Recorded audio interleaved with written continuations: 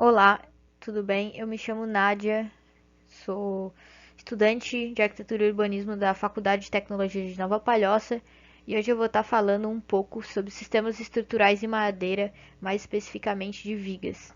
Esse trabalho é orientado pelo professor Leonan e a gente vai estar adentrando aí em tipos de vigas mais usuais. Falando um pouco sobre o conceito e as características da madeira, sabemos que trata-se de um material natural e por isso tem suas características próprias e alternam conforme sua composição. Possuem diferentes cores, texturas, assim como aplicabilidades. Muitas delas são utilizadas na construção civil. Ao lado nós temos uma imagem que fala um pouco das camadas de sua composição, sendo de fora para dentro a casca externa, a casca interna, o câmbio, o alburno e o cerne. Então, seriam as partes que compõem aí o tronco da árvore. Algumas propriedades da madeira. Então, as madeiras elas dependem do tipo biológico, né, na qual a árvore foi extraída. Ou seja, essas alterações são responsáveis pelo desenvolvimento da planta e estão conectadas com os efeitos climáticos na qual elas estavam expostas. Então, de cada região tem uma característica de desenvolvimento da árvore.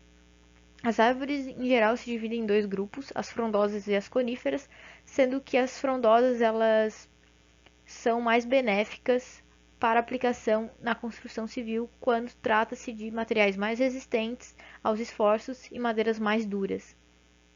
As madeiras também, elas se comportam bem nos esforços de tração, então elas absorvem bem esses esforços quando na direção das fibras.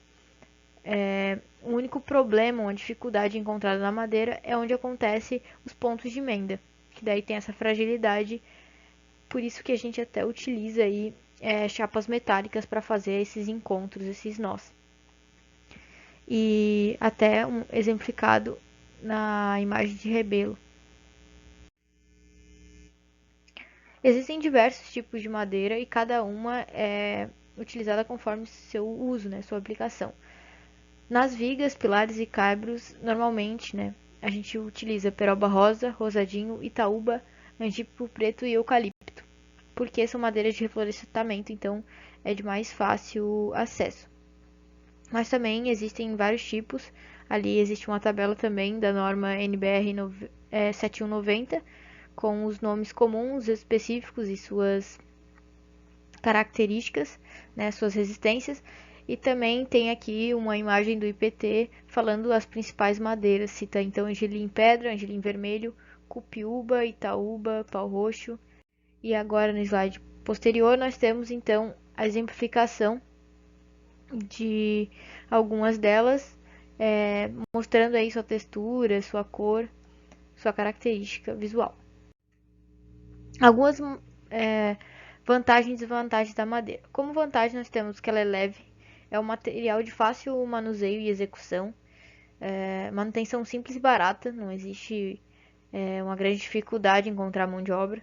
Existe um conforto tátil e é esteticamente agradável. Assim como nas estruturas pré-moldadas, ela é concebida por uma rápida velocidade na construção.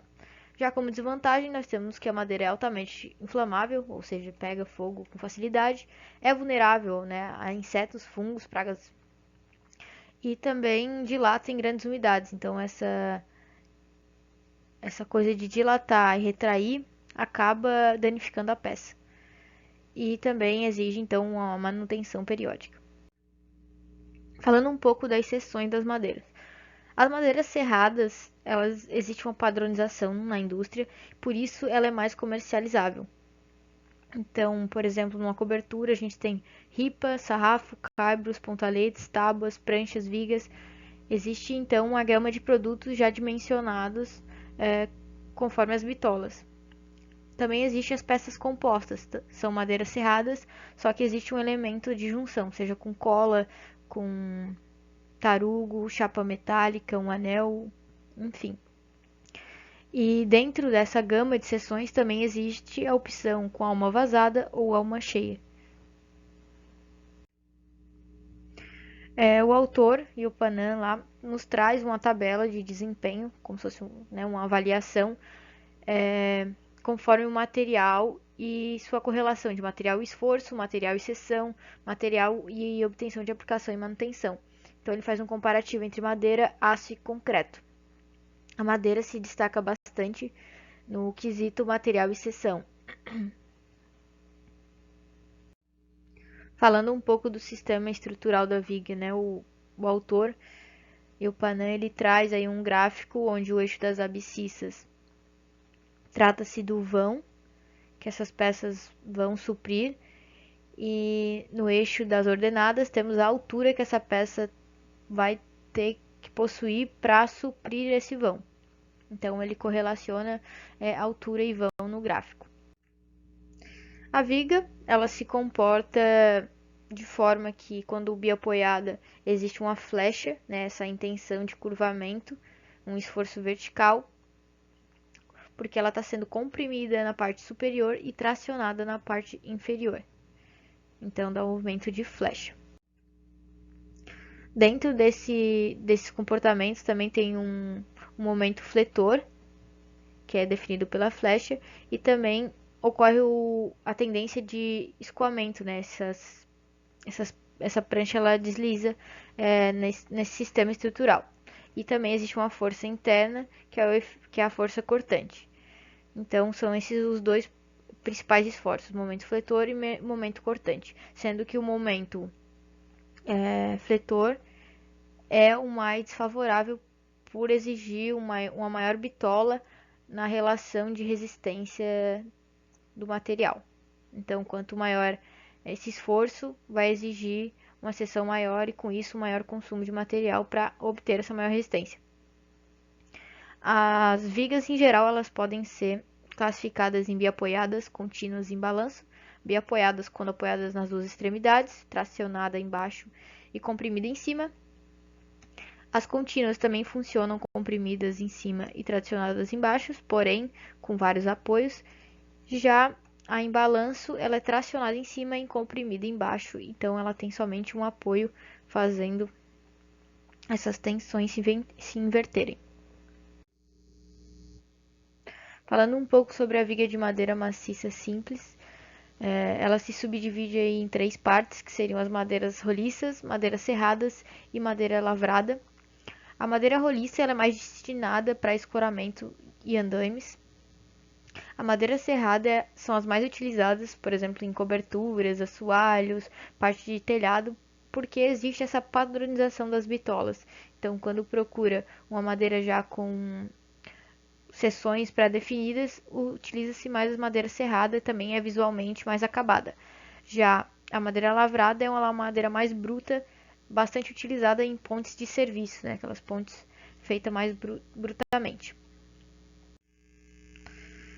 Falando um pouco agora sobre a viga de madeira laminada colada, ela é um tipo de trabalho um pouco mais recente e exige uma mão de obra um pouco mais especializada, por isso ainda no Brasil é um recurso caro e menos utilizado, porém como vantagem desse tipo de viga de madeira é que ela tem uma versatilidade quanto às suas formas, né? Ela pode ser adaptada e feito elementos curvilíneos e se adapta a grandes vãos. Então, em determinados momentos, a sua grande vantagem acaba tomando força em contrapartida do recurso, né?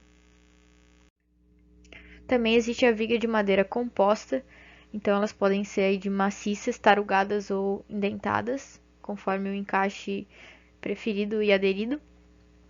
Então elas são madeiras encaixadas e feito uma amarração aí utilizando pregos, parafusos, enfim, algum elemento de junção dessas interfaces. Nas vigas de madeira composta, também temos as peças de almas maciças contínuas, descontínuas pregadas e as vigas compostas com placa de madeira compensada colada. Ao lado nós temos uma exemplificação. Na situação A temos peças então sem ligação, ocorre o deslizamento.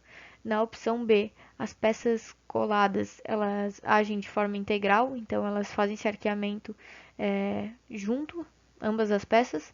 e nas peças ligadas por pregos também ocorre esse deslizamento. As vigas compostas alcançam aí uma altura de 50 a 60 centímetros, diferentemente das outras, das maciças normais, que acontece de 30 a 40 centímetros. Então temos uma altura maior. Nisso daria, por conta da seção, alcançaria um vão ainda maior. As vigas descontínuas usam aí tábuas posicionadas de forma vertical, com uma tábua unindo ambos os lados e travando a estrutura. E as vigas com placa de madeira compensada colada são utilizadas em grandes vãos, então elas aí suportam vãos até 30 metros, sendo um dos diferenciais. E também existe aí a viga T, né, essa parte superior dela chamada de mesa e a parte vertical chamada de alma. Ela é muito utilizada na parte de pré-moldados, então já exige aí uma mão de obra um pouco diferenciada. Falando um pouco aqui do pré-dimensionamento dessas estruturas. A NBR 7190 traz essas madeiras conforme sua classificação de compressão. Então, quanto mais baixa a classe das madeiras, mais frágil essa espécie. Dentro dessa classificação, a gente trouxe o exemplo do IP e a Itaúba, que se encaixam então em madeira um pouco mais resistentes, elas são mais duras, então ela está entre o C40 e o C60, e as madeiras um pouco mais macias. Na exemplificação, o Pinus, e daí se encaixa aí numa classe de compressão um pouco inferior, que seria de C20 a C30. Nessa imagem a gente tem a finalidade de algumas vigas laminadas coladas e de madeira maciça. Conforme o vão que ela vai estar suprindo, existe uma correlação com a altura e também a distância entre elas. Então, por exemplo, uma viga de madeira maciça biapoiada, ela suporta aí um vão de 1 a 8 metros, até pela limitação desse tamanho das peças no mercado. Uma altura ali ela é dividida por 17 e também um espaçamento entre elas de 0,5 a 5 metros. E assim vai acontecendo também com as laminadas coladas, só que elas suprem um vão de 10 a 35 metros, então algo bem maior. Um pré-dimensionamento feito por nós de forma fictícia. A gente supôs, então, um vão livre de 4,5 metros. Isso nos resultou numa viga de madeira de 0,25 a 0,35 metros de altura, segundo o gráfico do Eupanã. Então, tá também considerando aí uma madeira de classe C30. Então, ela não é nem tão macia e nem tão dura, né? Ela tá em uma madeira intermediária. Encaixaria o Pinus, por exemplo. E ainda falando sobre a madeira, a gente tem as associações que podem ser feitas e essa diversificação no mercado. Segundo o Rebelo, ele traz associação quando as espécies diferentes, com particularidades diversas, são utilizadas de forma que cada espécie que comporte dentro de suas melhores características. Então, esse comportamento das madeiras, tirando o melhor proveito, faz com que ainda agregue mais no mercado. Por exemplo, nós temos aqui a associação de madeira e bambu, que cada um está ali usufruindo da sua função. Temos a associação de madeira e aço, muito utilizada, principalmente na junção dos encaixes e nós. E temos o uso de vigas Wendel em edificação, que também é utilizada em madeira. Seria isso. Obrigada.